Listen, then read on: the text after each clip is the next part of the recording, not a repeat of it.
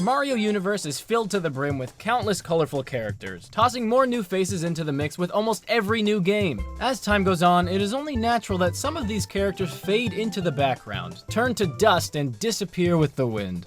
A while ago, we discussed 5 Mario characters and their disappearances within the Marioverse. Today, we're back to mourn, in no particular order, the losses of 5 more discarded Mario characters. Rest in peace.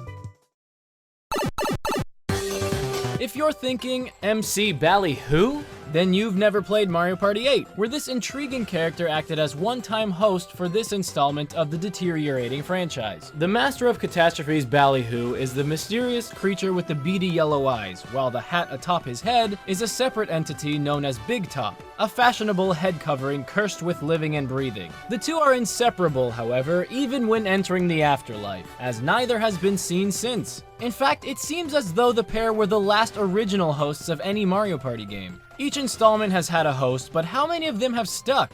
None. Well, except for Toad, who hosts 3 of the earlier games before being promoted to playable character. But as far as original host characters, they're kind of like Harry Potter's Defense Against the Dark Arts teachers. They're replaced every year, gone without a trace. While all of the original hosts have been long forgotten, we've singled out MC BALLYHOO simply for his distinctive design and personality. I mean, take a look at the other original hosts. Tumble was adorable, but somewhat of a Toad knockoff. Twilight and Brighton are pretty on the nose. And the Star Spirits are just stars who...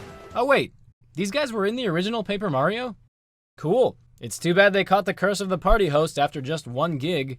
Game opinions aside, MC BALLYHOO was a one-of-a-kind Mario character. His lively, circus ringmaster ways of speaking gave the dull game some life. Why give such a unique character the boot after just 1 game?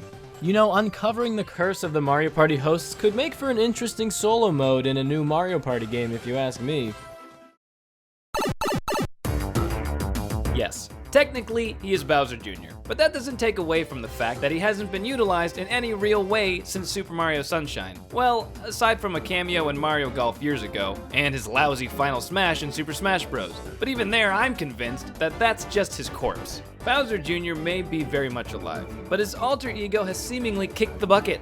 Shadow Mario was an awesome villain in the best solo Mario game of all time. Unlike Bowser, who simply kidnaps Peach and attempts to hide away as long as he can, Shadow Mario actually had the famous plumber taken into custody and then forced into cleanup duty for a mess he made. Sure, Mario wins in the end, but he also spent a full night in jail and had an entire town of good Pintas hating him for a short time. When has Bowser ever tried anything like that? He should probably let his son take charge more often, and his son should really pick up his old magic paintbrush. Why not at least stick Shadow Mario in a new Mario Party game or something? I mean, they're already scraping the bottom of the barrel for playable characters. Why is Goomba a playable character? Please, Nintendo, save this underrated villain from Final Smash mediocrity and allow him to play an important role again, because when Shadow Mario is around, work gets done. Lubba plays a fairly important part in one single game, Super Mario Galaxy 2. He takes over for Rosalina as hub ship captain and main source of information for Mr. Mario Kart. However, Nintendo has clearly favored one of the 2 Galaxy-born Mario characters. Rosalina went on to shine alongside the greatest of the Mario crew, while it seems Nintendo hacked Lubba's starship to head straight into a black hole. But why have they chosen to forget this lovable Hubba Lubba? Was this Hubba Bubba Lubba actually lovable? Erickson Gaming's personal opinions aside, Galaxy 2 was a great success and loved by many, so why not show Lubba some lovin' by adding him to the roster of one of Mario's sports games?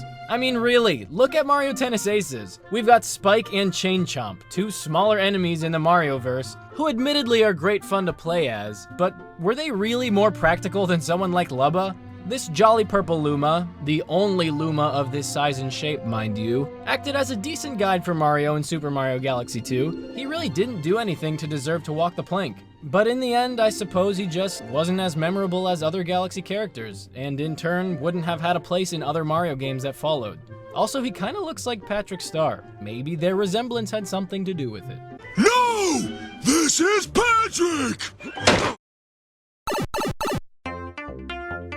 Stanley the Bugman. What's there to say about this guy? Not much, to be honest, as his only true appearance was 35 years ago as the protagonist of the arcade game Donkey Kong 3, the much less popular sequel to the incredibly successful Donkey Kong and Donkey Kong Jr. Stanley replaced Mario as the main hero going up against Donkey Kong in the arcade game. However, while Mario was on a dangerous and heroic rescue mission to save a damsel in distress, Stanley was simply protecting some vegetables. Not sure what the game developers were thinking here. It's not hard to imagine why we never saw much else of Stanley the Bugman. He had a couple small cameos in the WarioWare series, but that was it. I mean, what do you do with a character who unsuccessfully tried to take the place of one of the most beloved video game characters of all time? Tell him to take a seat and simmer down, how about? Classic characters like Pauline have been fortunate enough to resurface in fun ways after years of absence, but I'm not sure a mere insect exterminator would be able to find his footing in the modern Marioverse. But you know what could be done with him? And I'm just spitballing here, but how about make him a villain in a new Donkey Kong game? Huh? Or a new adventure game where Mario teams up with Donkey Kong to take down Stanley the Bugman, whose jealousy of the plumber drives him to attack the Mushroom Kingdom, as well as take Donkey Kong down along the way once and for all. Too much? Yeah, I didn't think so either.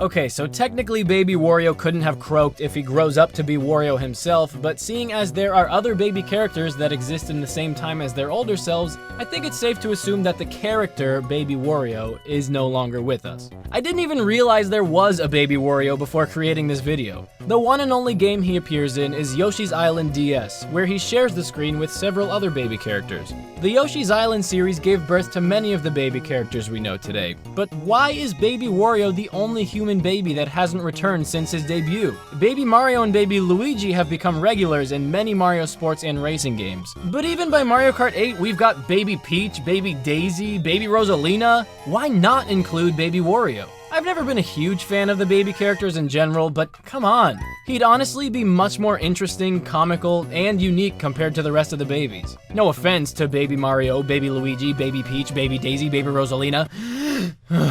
The only reason I can come up with for his mysterious disappearance is that maybe the game makers thought a 3D model of Baby Wario just wouldn't sit well with gamers? Perhaps a sharp-nosed, angry-eyed, greedy little tyrant would have been too unsettling for younger players.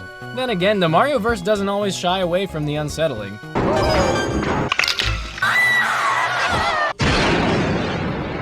The point is, Baby Wario needs to be resurrected. That's all I'm saying. Do you agree with our picks? Check out these other great clips from... Oh wait, this isn't Watch Mojo. Ha! Anywho, thanks for watching, folks. If you enjoyed this video, feel free to give it a like and share it with your friends. And if you haven't already, do us a kindness and subscribe to Erickson Gaming, your new destination for more beautifully pointless lists like this one, as well as discussions, contests, comedic videos, live streaming, and much more video game content. This has been Andres and James Erickson. Who's pumped for Smash Bros. Ultimate? We sure are. Excuse me. Bye.